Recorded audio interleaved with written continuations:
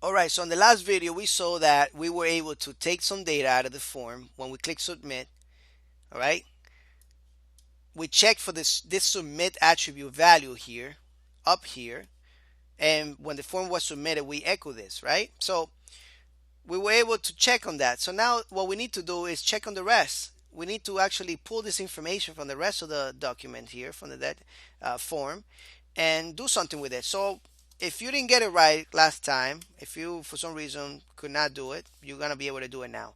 So all we got to do is add the same name attribute here to this form, to these inputs, and I'm just gonna call this username. We're gonna be pulling the username out of here, and you don't have to name a username. That's what I'm using. You can name a name. You can name it whatever you want. It's up to you. I'm gonna name this password. I just want to be descriptive. Oops. All right. So now that we got that set, we got to receive it up here. So if the form was submitted, what do I want to do? I want to go ahead and grab this here, and we're gonna get something called username, right?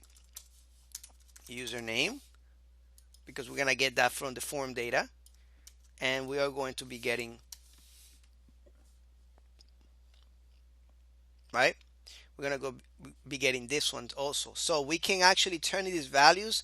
We can play around with these values the way they are, but why we want to do that? Let's make this a little bit more friendly, right? Let's make this username. Let's make this into a variable called username, so that way we can play around with it like this. It's a lot better than having the whole thing there, like this. So when these values come in, we find out the form was submitted. Remember that every time we click on submit, all these values get sent in the form. All of them. They all get sent. What we're doing right here is checking if the form was set. Then we want to do some things with it, because if the form was not set and we start doing things with it, PHP is gonna say, hey, wait, what are you doing? I don't have this username. I don't have this value, and it's gonna give us an error. Okay. So right now, if the form was submitted, we are playing it safe. We pull the data from here, from the username.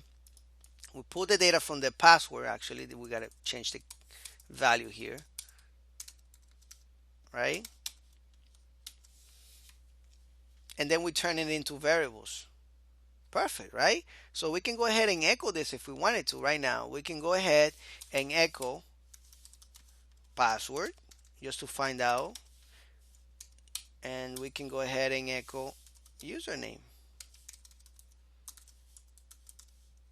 right? So let's check on that. Let's see how that works. And we get some errors right here. And that's the whole reason why, well, I'll explain about that later, about not checking for the values. If we don't check it, we get an error. But anyway, so let's go ahead and Edwin, and I'm just gonna type some password.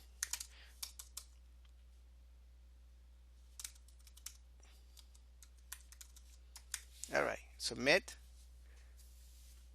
You see that? We get the hello student, we get the password first, and then we get the username. We should actually echo the username first, right? Let's do it right here. And let's just, and we can concatenate this with a string. Let's say hello, and then we can say your password. Password is.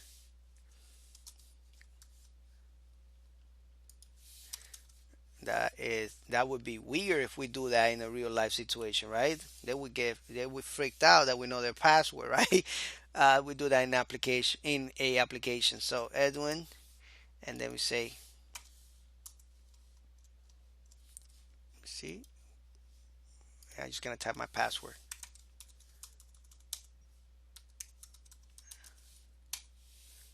Hello, Edwin. Your password is Superman. Oh man, they know my password. Jeez. All right. So we were able to do that. You see how beautiful that is?